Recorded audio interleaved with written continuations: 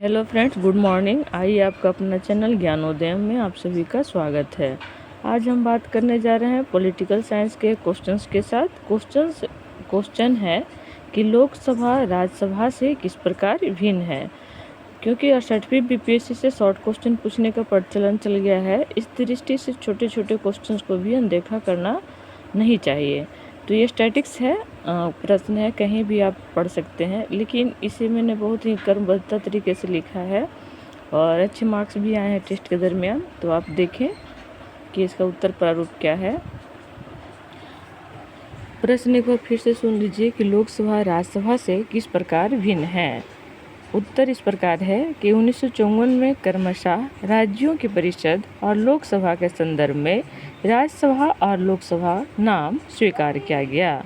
जहां राज्यसभा भारतीय संघ के राज्यों और केंद्र शासित प्रदेशों का प्रतिनिधित्व करती है, इसके विपरीत लोकसभा समग्र रूप से भारत के लोगों का प्रतिनिधित्व करती है। तो एक छोटा सा इंट्रो दे दें आप। जैसे कि मैंने बताया कि राज्यसभा भारतीय संघ के राज्यों और केंद्र शासित प्रदेशों का प्रतिनिधित्व करती है, इसके विपरीत लोकसभा समग्र रूप से भारत के लोगों का प्रतिनिधित्व करती है। अब तो आगे बढ़ाते हैं अपने प्रश्न उत्तर को कि लोकसभा राज्यसभा में समान शक्तियाँ, नई अखिल भारतीय सेवाएं गठित करने के संबंध में, संविधान संशोधन के विषय में, सरकारों को हटाने के विषय में और कटौती प्रस्ताव प्रस्तुत करने के विषय में। उपरोक्त समान शक्तियां होने के बावजूद राज्यसभा और लोकसभा में मूलभूत अंतर देखने को मिलता है, जो इस प्रकार है। चुनाव प्रक्रिया।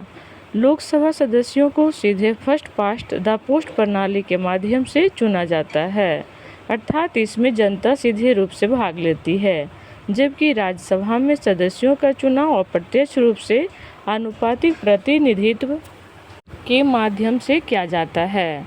दूसरा अंतर है आयु। लोकसभा के सदस्य बनने के लिए न्यूनतम 25 वर्ष, जबकि राज्यसभा सदस्य बनने के लिए न्यूनतम आयु 30 वर्ष होनी चाहिए। अवधि। लोकसभा 5 साल तक जारी रहता है, जबकि राज्यसभा एक अस्थायी निकाय है। नेक्स्ट है कि सदन के अध्यक्ष। लोकसभा स्पीकर सदन का मुखिया होता है, जबकि राज्यसभा में उपराष्ट्रपति सदन का अध्यक्ष होता है। संगठन।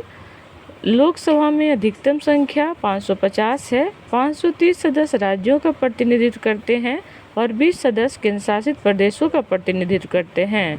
वर्तमान संख्या 543 है, जबकि राज्यसभा अधिकतम संख्या 250 है।